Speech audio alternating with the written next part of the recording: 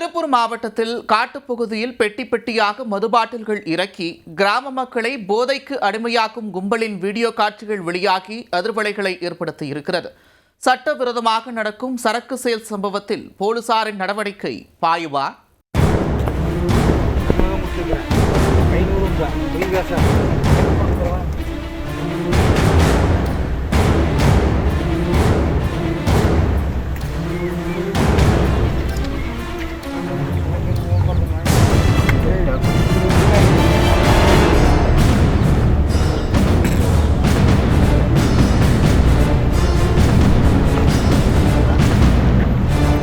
பகுதியில் சட்டவிரோதமாக சரக்கு விற்கும் சம்பவத்தின் பகீர் காட்சிகள் தான் இது.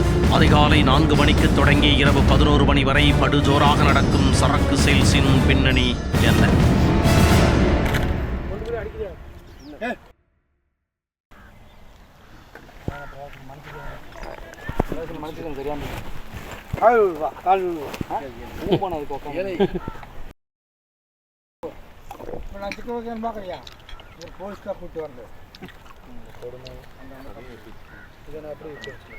திருப்பூர் ஊத்துக்குடி சாலையில் கூலிப்பாளையம் 4 ரோடு அருகே உள்ள காட்டுப்பகுதியில் 24x7 டாஸ்மாக் கடை இயங்குவதாக வழிமாறி வந்தவர்களுக்கு மதுப்பிரியர்கள் தடம் கூறுவார்களாம்.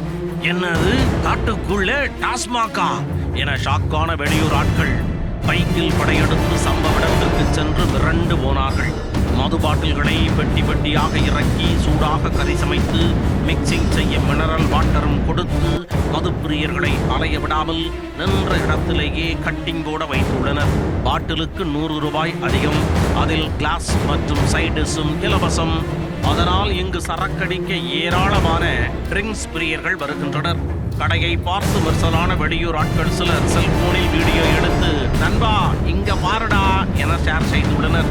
தற்போது இந்த வீடியோ வெளியூர் மட்டுமல்ல வெளி மாவட்டங்களுக்கு பரவி சர்ச்சைகளை கிளப்பியுள்ளது. கள்ளக்குறிச்சி கருணாபுரம் சம்பவத்தின் வடு ஆர்வதற்குள் திருப்பூரில் இதுபோன்று அச்சமில்லாமல் சரக்கு விற்கும் சம்பவம் கதையரங்க வைத்துள்ளது. இதுபோன்று சட்டவிரோதமாக மது விற்கும் நபர்கள் மீது காவல்துறையினர் உரிய நடவடிக்கை எடுக்க வேண்டுமென திருப்பூர் மக்கள் போலீசாருக்கு கோரிக்கை விடுத்துள்ளனர்.